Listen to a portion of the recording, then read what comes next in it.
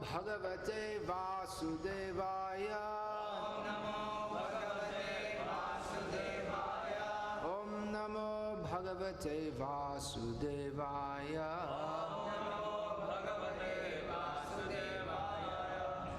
Srimad Bhagavatam, Canto 3, Chapter 29, Text 39.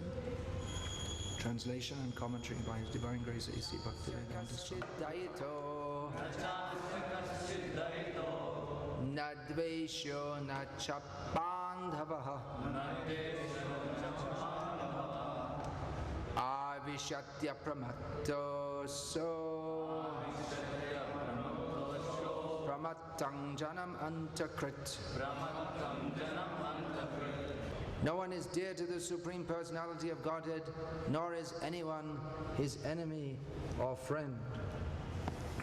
But he gives inspiration to those who have not forgotten him and destroys those who have.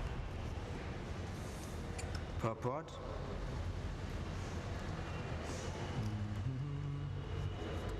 Srila Prabhupada. Forgetfulness of one's relationship with Lord Vishnu, the Supreme Personality of Godhead, is the cause of one's repeated birth and death. A living entity is as eternal as the Supreme Lord, but due to his forgetfulness, he is put into this material nature and transmigrates from one body to another. And when the body is destroyed, he thinks that he is also destroyed. Actually, this forgetfulness of his relationship with Lord Vishnu is the cause of his destruction. Anyone who revives his consciousness of the original relationship receives inspiration from the Lord. This does not mean that the Lord is someone's enemy and someone else's friend. He helps everyone. One who is not bewildered by the influence of material energy is saved, and one who is bewildered is destroyed. It is said, therefore, Haring Vinana Sriting Taranti. No one can be saved from the repetition of birth and death without the help of the Supreme Lord. It is therefore the duty of all living entities to take shelter of the lotus feet of Vishnu and thus save themselves from the cycle of birth and death.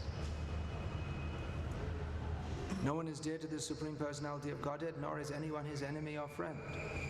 He gives inspiration to those who have not forgotten him and destroys those who have.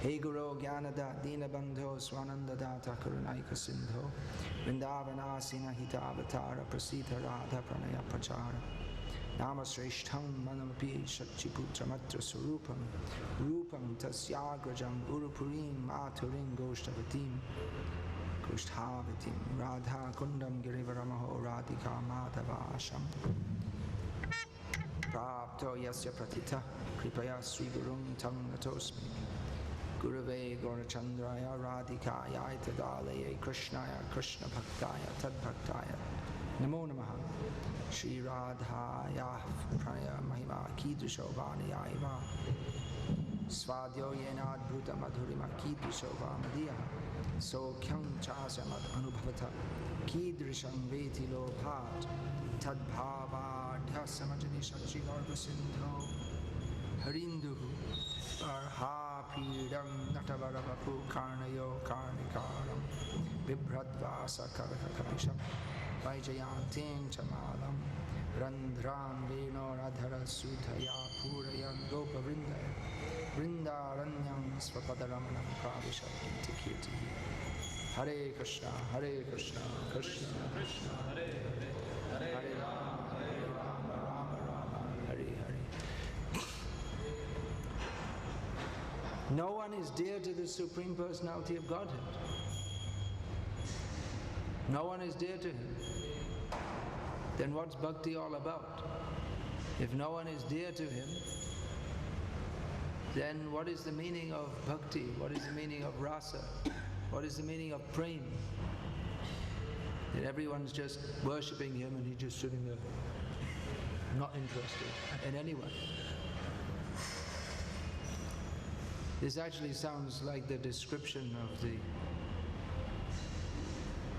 more like the description of God as described in the Semitic religions, in which they say that you have to love God the All-Merciful, otherwise He burns you in hell eternally. So it's more like, as they say, He is a vengeful God. He is a jealous God, as is stated in the Bible. So what does this mean? No one is dear to him. No one is enemy. No one is his enemy or his friend. We have similarly in Bhagavad Gita, Samohang sarva bhuteshu name dveshosti na priyaha. I am equal to all. I neither hate nor love anyone. But ye bhajanti tu mam bhaktya mayate teshu chapyaham. But one who approaches me in love, I reciprocate in the same way. So our acharyas have explained that the first two lines of this well-known verse from Bhagavad Gita refer to Lord Vishnu, who in his function as Paramatma is neutrally overseeing the material world. He's neutral in the sense that a judge is neutral. He's also, or he describes himself in Bhagavad Gita, his Paramatma feature is that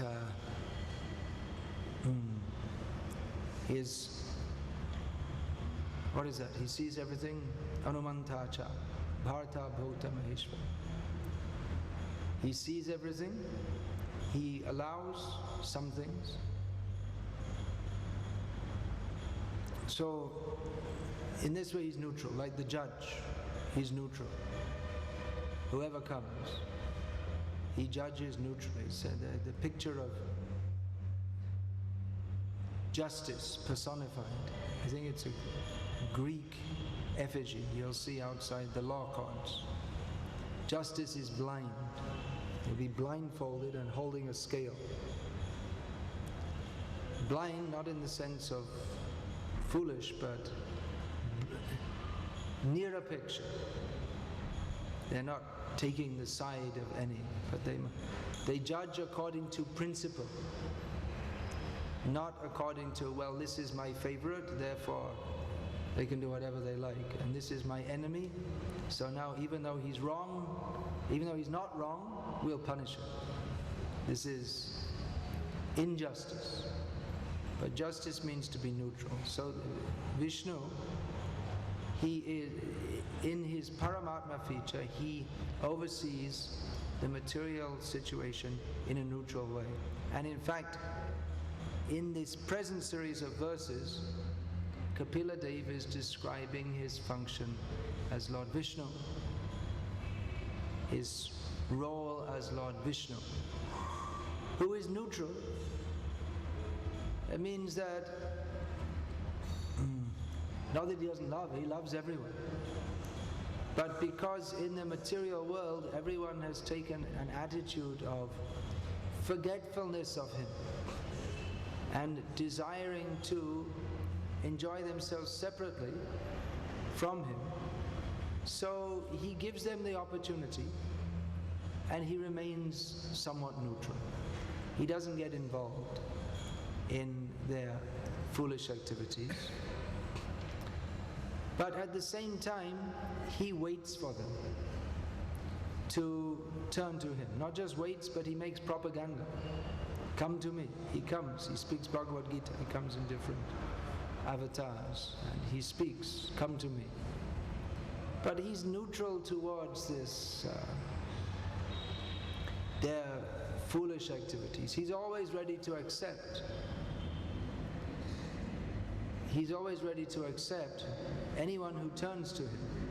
He'll welcome with open arms, but he doesn't express dearness towards those who are deliberately acting against his wishes. He doesn't condone their wrong activities. He doesn't get involved. It's just like, yes, they're there, I know they're there, I'm ready to accept them, but not like this.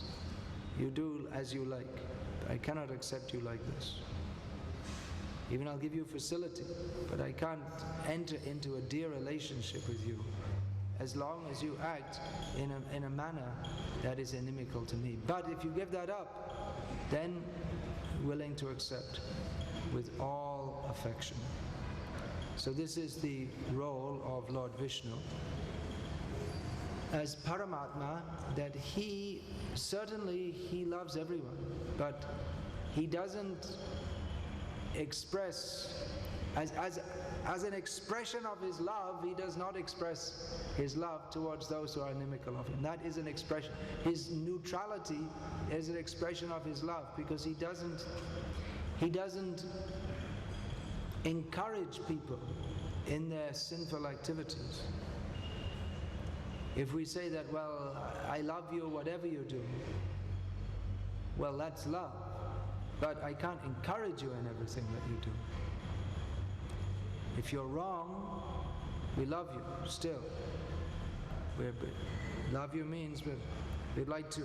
Love is expressed as trying to put you back on the right path. Not that I love you, whatever you do is okay. No. That is the fault of the modern liberal ethos, in which they say, well, whatever you do is okay. We should just love everyone, whatever they do. But they don't follow this themselves. It's an impossible situation, because then you should love someone who, for his hobby, he goes around shooting people dead. You should love, you love, but you don't love the activity. You don't encourage that, oh yeah, well, you shoot everyone, but anyway, it's okay. I'm not going to condemn you. There's this idea that we should not be judgmental. We should not say this is right, this is wrong. Don't hurt anybody. Don't say to anyone this is wrong, because then you'll upset them. This is the foolish idea of the liberalists, that you just accept everyone for what they are. But no, everyone in this material world is in a wrong situation. Why should we accept them for what they are? We accept them for what they intrinsically are, which is spirit, soul, part and parcel of Krishna. But we cannot say that the present situation that everyone is laudable or desirable. This liberal ethos that we just accept everyone's okay, whatever you do it's okay, everything's nice, everything's wonderful. Of course we don't agree with mass murder, but more or less whatever you want to do. If you want to abort your children, that's okay. If you want to have sex with same sex, as long as the other party doesn't object, it's okay. That's the idea in modern society. That if the parties are consensual, even if you want to have a sexual relationship with someone else's wife, in the Western countries it's considered okay as long as the other party agrees. The husband may not agree. They may or may not agree. They may agree also. It's such a crazy society that you crazy Indians are so crazy to follow. So this is the idea, that as long as it doesn't hurt anyone else, then whatever you do is okay. Of course, eating meat, well, in the Christian religion they decided that animals have no souls. The Pope said, so it must be right, because whatever the Pope says is right. So it's okay to eat animals because they don't have souls. For that matter, they only granted souls to women a little bit over 100 years ago. According to Christian doctrine, women didn't have souls until, I'm not sure, about 120 years ago or something. And blacks, slaves, they didn't have souls. They were only allowed to have souls more recently. So it's the highly imperfect speculations of those who don't know. But these, even though they've changed their dogma nowadays, but still the influence of that is there. They didn't grant souls to animals. And there are many facets of this, of the speculative Christian worldview which carries on even into what they call modern science. In science, they just presume that time is linear. This is an idea, a primitive idea, inherited from Christianity. Whereas the Vedic understanding, or in other words, the correct understanding, is that time is cyclical. It's not that, well, there was nothing and then there was something and then we're all here and then one day God will come and He'll punish almost everybody and send a few to heaven, and that will be the end of the world. And that's the end. There's no more world after that. It's childish understanding. They have to make up so many things to fill out the massive gaps in their philosophy. But here in Srimad Bhagavatam, everything is clearly explained. This purport of Srila Prabhupada, it's practically a synopsis of the whole philosophy of Krishna consciousness. Forgetfulness, I'm reading the first line, forgetfulness of one's relationship with Lord Vishnu, the Supreme Personality of Godhead, is the cause of one's repeated birth and death.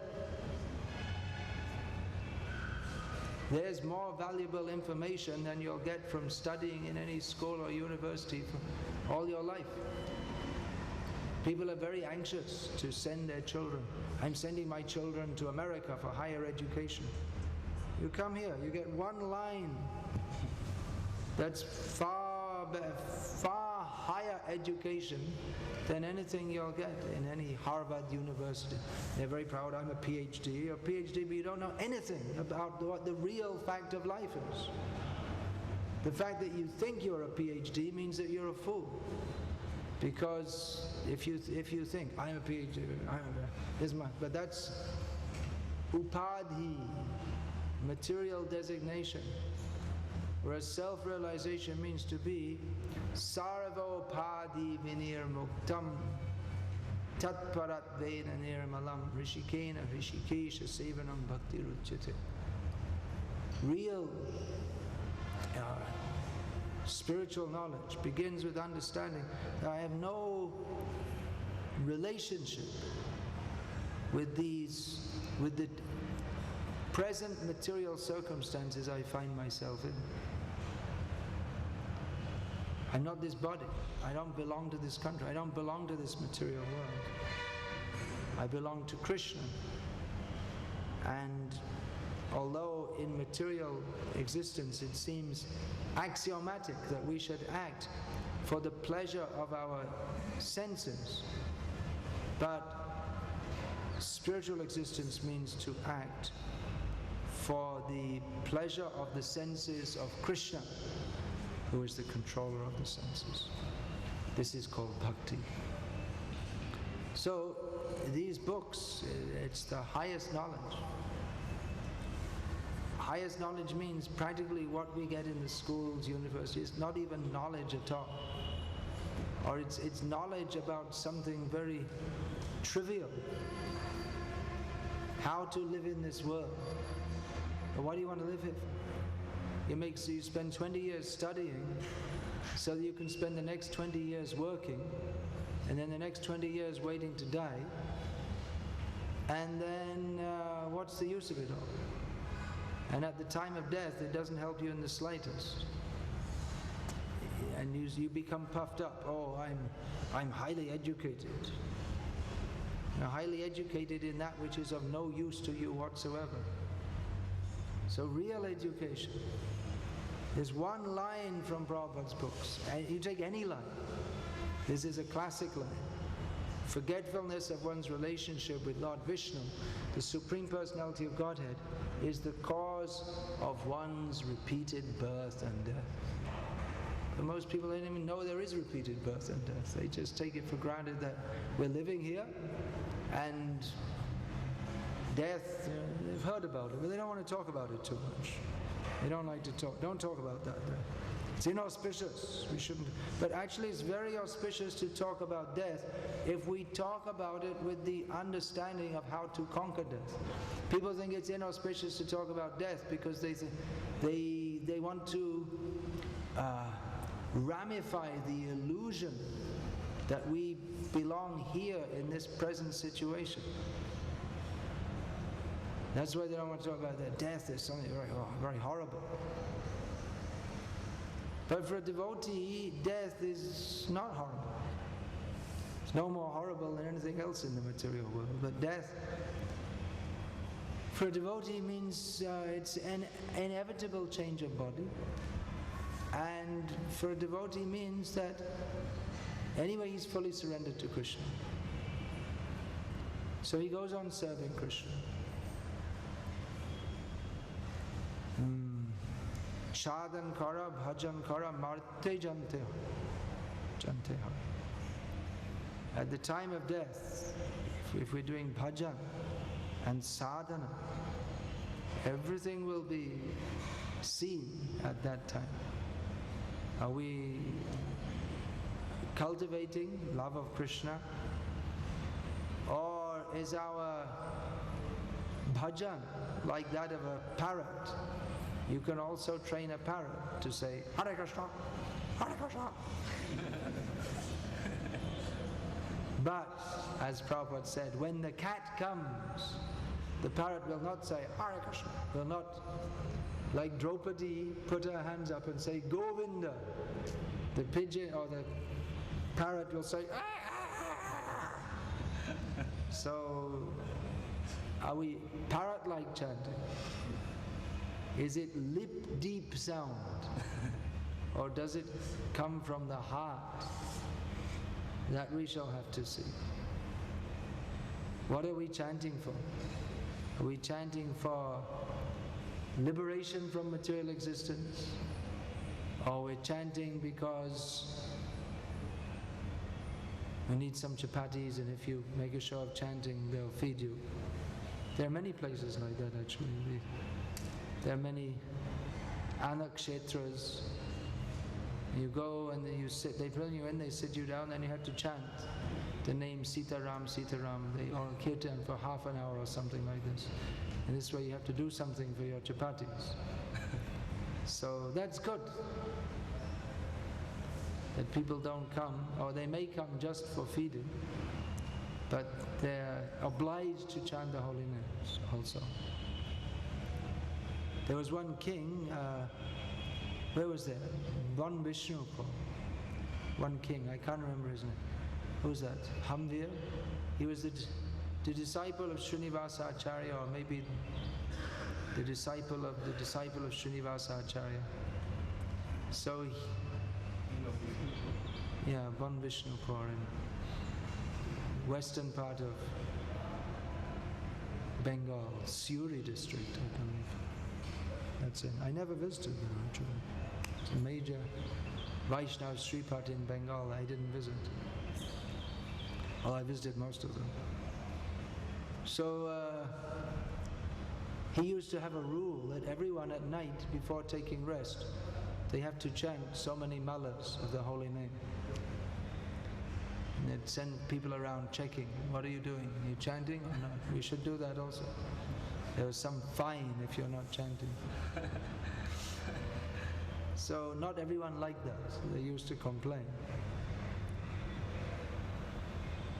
Of course, that's one way to spread religion, with the sword. Prabhupada said that. He said about the Muslims, they'd come, one hand Quran, the other hand the sword. He said, which hand do you want? You take the Quran or off with your head? So Prabhupada, I heard in the lecture, he said, well, that's also one way of preaching.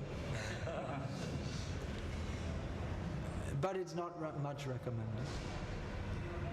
That should come from the heart. Bhakti means heart resuscitation.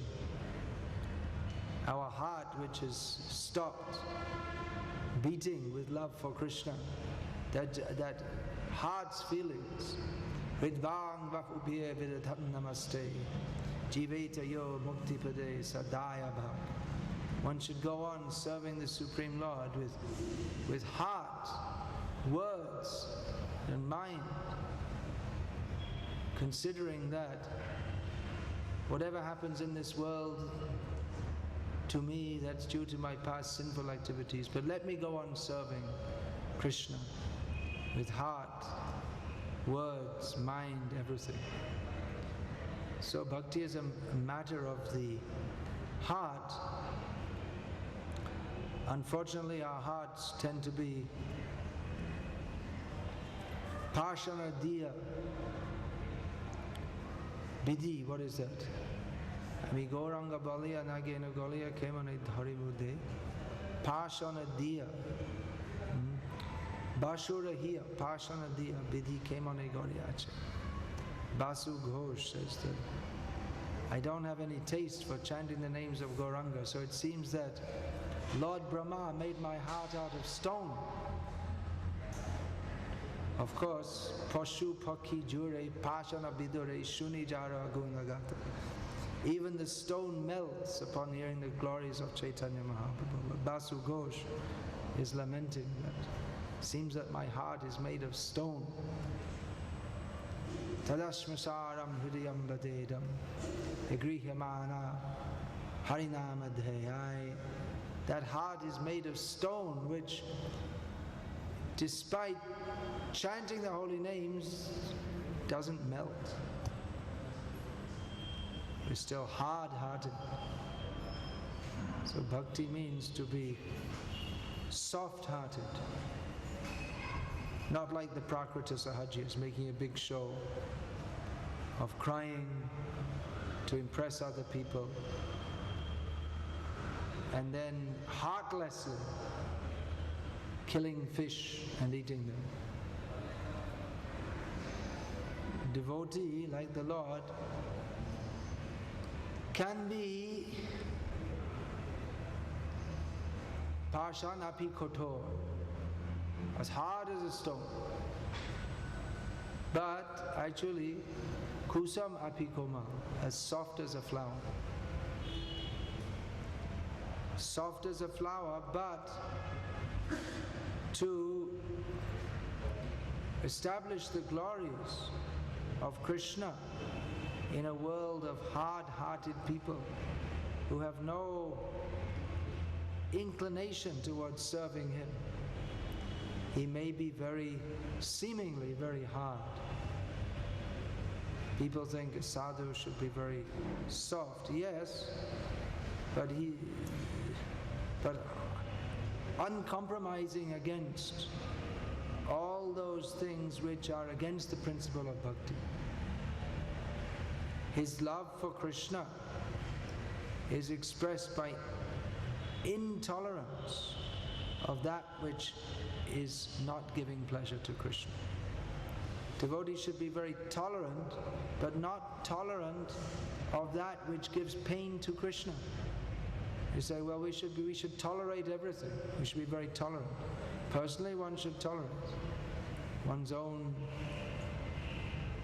whatever difficulties one has to undergo, but one should not tolerate how others are performing sinful activities and giving pain to Krishna. That tolerance doesn't mean tolerance of that which is disturbing to Krishna. Then one's love for Krishna should be exhibited like Hanuman, who in great expressing his great love for he expressed his love for Lord Ram by burning Lanka. You may say, well, that's not a very good thing to do. Maybe he should have sat down and had a mediation with Ravana or something like this, or given him some psychological counseling. You know, Ravana, let's talk about it. But Hanuman didn't talk about it. He burned Lanka. You want to talk? Give back Sita first, then we'll think. Then you're welcome. Ram would have forgiven Ravana. Ram is very merciful. He would have been prepared to forgive. All right. You did something wrong, very wrong. But that can be, Ravana was intransigent. So Hanuman didn't say, well, all right, okay, I respect your opinion. You want to kidnap Sita? Well, you know, everyone's got the right to express themselves in their own way. He didn't say that. He would have killed Ravana himself, but he thought that I'll leave that to Ram. Otherwise it might be embarrassing for Ram if I kill him. So Hanuman, he showed his great love for Ravana. Love for Ravana? Hanuman loves Ravana. Yes, he showed his love for Ravana by chastising him thus. That was his mercy upon him. That here am I, I'm just one servant of Ram. And I could kill you, you rascal. But I'm just giving you a warning. There's still time. You can still return Sita to Ram, and you can go on living. But no, he wouldn't tolerate it. Ravana wouldn't accept any good warning. He was dhana durmadandhan, blinded by his own opulence. So he had to be killed by Lord Ram. So there's the example. And a similar example of tolerance. Arjuna wanted to just tolerate. Let me just... I know what Duryodhana is doing is wrong, but anyway, why should we exacerbate the situation? Why should we make it worse? Let him rule. I'll go to the forest. And then there'll be... It's not a good situation with Duryodhana in charge, but why should we make a big fight? Let him have it. Let him have the kingdom. Krishna didn't accept that. No. You should not tolerate this. You should fight. I'm ordering you to fight. So Arjuna fought. Arjuna became famous as a great devotee of Krishna for fighting and killing on his behalf. If Arjuna had refused, if he had refused to fight, that, well, you say whatever you like, Krishna, Nayotsya iti govindam, I'm not going to fight. He said that actually, he declared, I'm not going to fight. But then afterwards he thought about it and said, actually I'm confused, should I fight? After declaring I shall not fight, he declared his confusion and submitted himself as a disciple to Krishna. But then again, after speaking the whole Bhagavad Gita to him, Lord Krishna says, Yatecha Sita Takuru. Now you've heard everything, now you decide what to do. Now Arjuna decided to follow Krishna and fight. If he had decided that, well, that was a nice philosophical discourse, but anyway, Nayotsya, I'm not going to fight. Then Arjuna would not have been famous as a great devotee of Krishna. He'd be famous as a renegade who refused to submit to Krishna's direction, who thought he knew better than Krishna. There are many people in the modern age who think they know better than Krishna. They give different interpretations to Bhagavad Gita than that which Krishna has given. Or they don't care for Bhagavad Gita at all. They say, don't read Bhagavad Gita. Just like there was one Swami who became very famous for his lectures in Chicago, or Chicago as it's called in English, and Chicago as it's called in India. So he recommended that don't read Bhagavad Gita. Better you play football. Then India could win the World Cup. If they'd have taken his advice, they might have been able to win the World Cup. But instead, India remained as a dependent nation till 1947. This is all political talk. He was a politician. The British noted that he's a politician. He's sadhu come politician. So he recommended, you'll get more benefit from playing football. Then your body can become strong. But if you just read Bhagavad Gita, what is the use of that? And he said you should eat meat, eat lots of meat, because our Indian people are too lazy, so they need to become very strong. Go to the gym over there and become very strong like gorillas. And then what? And I guess you can become a gorilla in your next life. Their idea is material development, make the body strong. So some so-called sadhus are saying like that. Don't read Bhagavad Gita. Eat meat. They're denying Krishna. Arjuna, he was no wimp. You know this word wimp? It means like a coward, an effeminate kind of person. He was a fighter. He was strong. He was not... He wanted to become a beggar. But Krishna did not allow that. Ma manusmara yudhyacha. You think of me and fight. So, Vaishnava Dharma is not for weaklings, sentimentalists, escapists, effeminate men, fools. Of course, anyone can take to bhakti. If someone is a weakling, a coward, effeminate, a fool or whatever, they can take to bhakti, but then they should not remain in this situation. One should become strong by bhakti. Not the kind of strength to show off, I am very strong, but the strength to serve Krishna.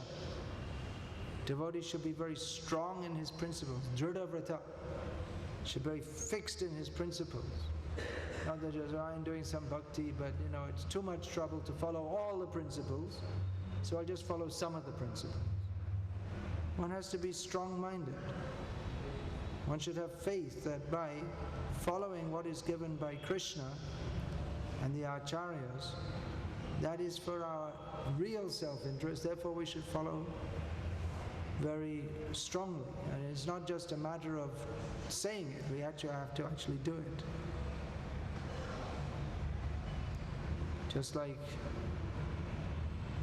someone is missing Mangalarti and then singing that Guru Mokha Padma, they come to the Guru Puja, Guru Mokha Padma Vakya, Chitete Korea Aikya, whatever the Guru says, I make it one with my heart, Ana Kariha Mane Asha, I have no other desire. But the first principle we have to follow every day, given by the Guru who we're worshipping, Prabhupada, is to go to Mangalarti. We don't go, we're singing, we're just singing. We don't know what we're singing, it's just some song. We should be strong in our principles, otherwise Maya is very strong. So if we don't follow the process of Krishna consciousness with great determination, then we will be swept away by Maya. That is up to us. Krishna helps. Tesham satata yuktarang bhajatam priti purvakam dadami buddhi yogam tam yena mamupayantite. Krishna helps those who are very sincere to come to Him. Satata yukta, those who are always engaged in my service, Krishna says. I help them to come to me. I give them the intelligence by which they come to me. But we can't expect the same kind of help that Krishna extends to His fully committed devotees. If we're not fully committed, then we can't expect the same kind of help.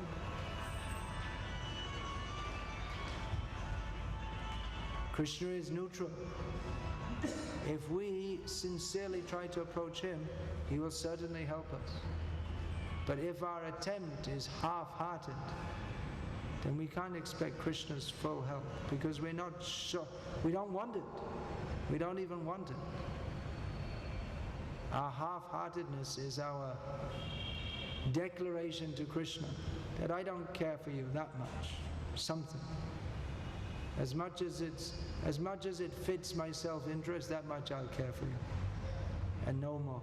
And we can't expect Krishna will reciprocate with us and help us in that situation to the same extent as He will to those who are fully dedicated to Him. Any question about this or comment?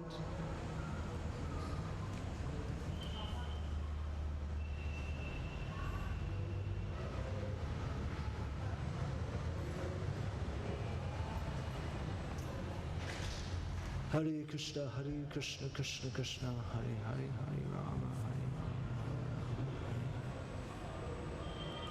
Is there or not? I see you moving around there, so I'm thinking you had something to say. No? If not, then Hare Krishna. We'll finish? There's a question. Yeah, okay.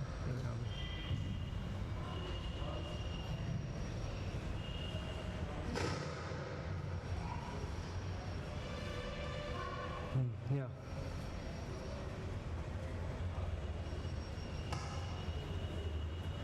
Yeah, Radha.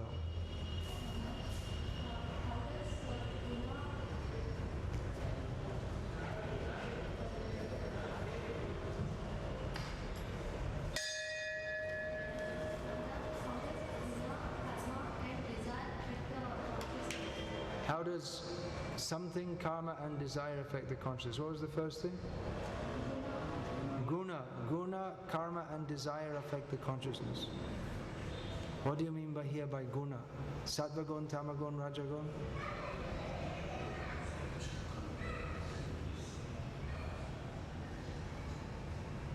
Well, how do the guna, rather we accept the gunas.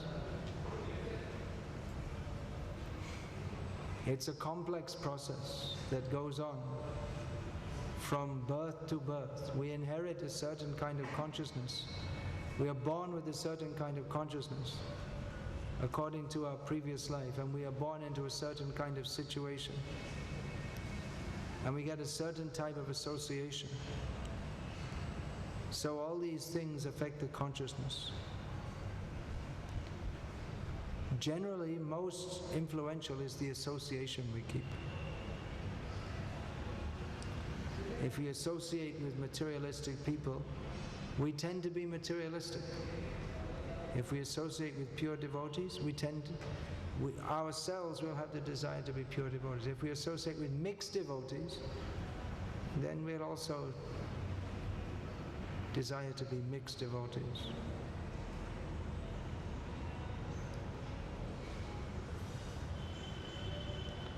If we put ourselves into an environment where tamagun is prominent, then definitely that's going to affect our consciousness. If we put ourselves in a situation where sattvagun is prominent, then we may come up to sattvagun. Maybe. Not necessarily. The mountains and the forests are considered to be suitable for sattvic people to go and do meditation. But you see, in the modern age, people, they come from the city and they go to the forest or mountain area and they bring their big, what's that called? CD player with big 40 watt, 60 watt speakers. They bring a generator so they can run it in the forest. And they have a big party, they make a lot of noise. So they're so much overcome by the lower modes of nature that even they go to a peaceful place, they make it unpeaceful.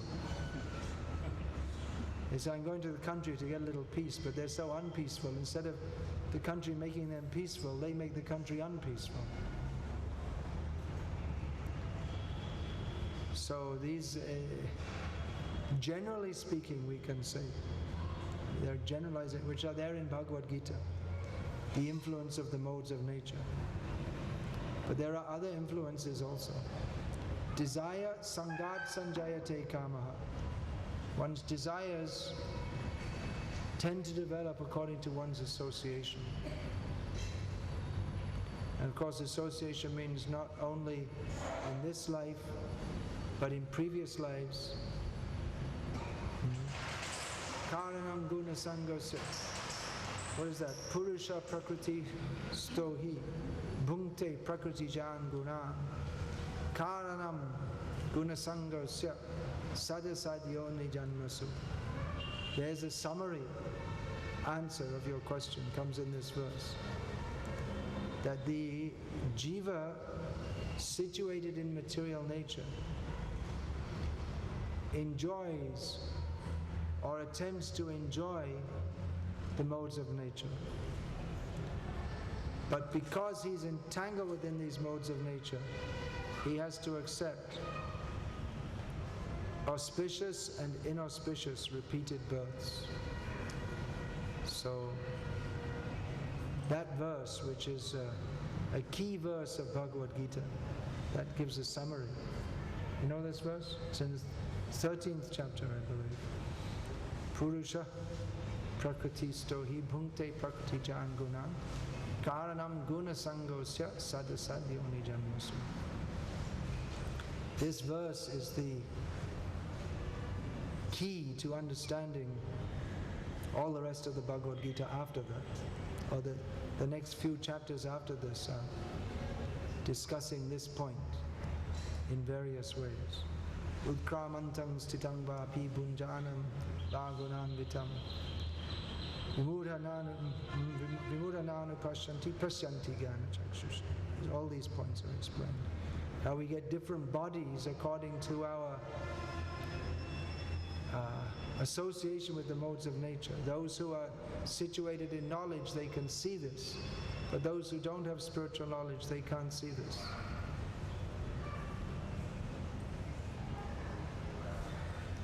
And what's that verse? Sparsham. Asanam granam evacha. What's that verse? How does that go? I can't remember now. It's all in the 13th chapter, these points are discussed. You want to say something more? No.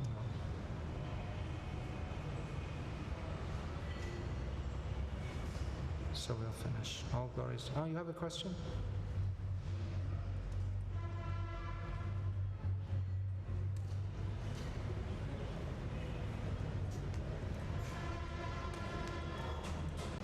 Yeah, so you're going to say something? No,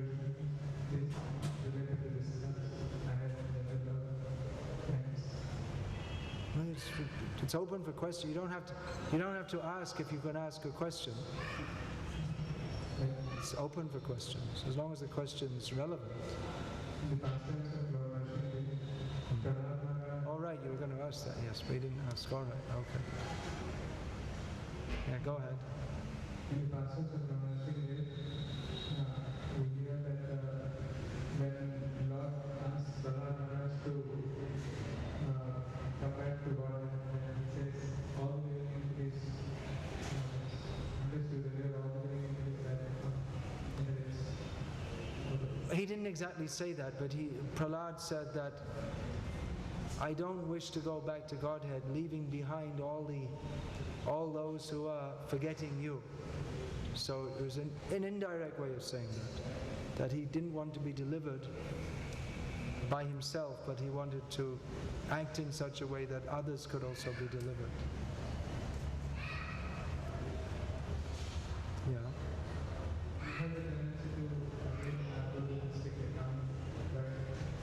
I couldn't hear.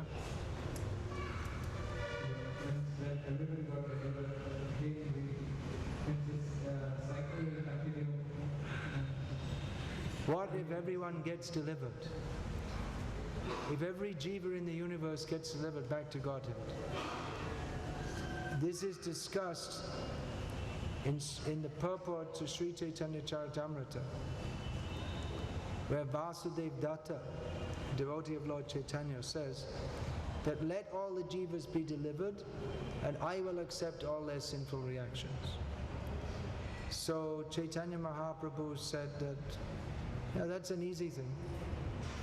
He said this one universe is like one mustard seed in a big sack of mustard seeds.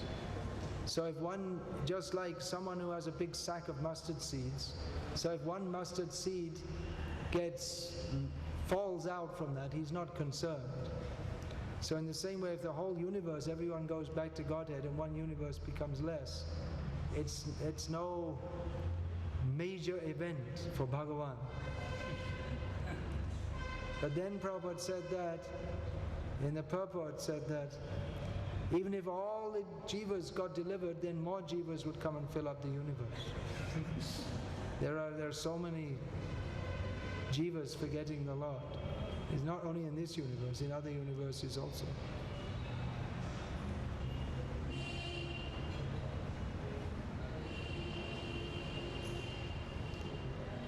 Hare Krishna. Srimad Bhagavata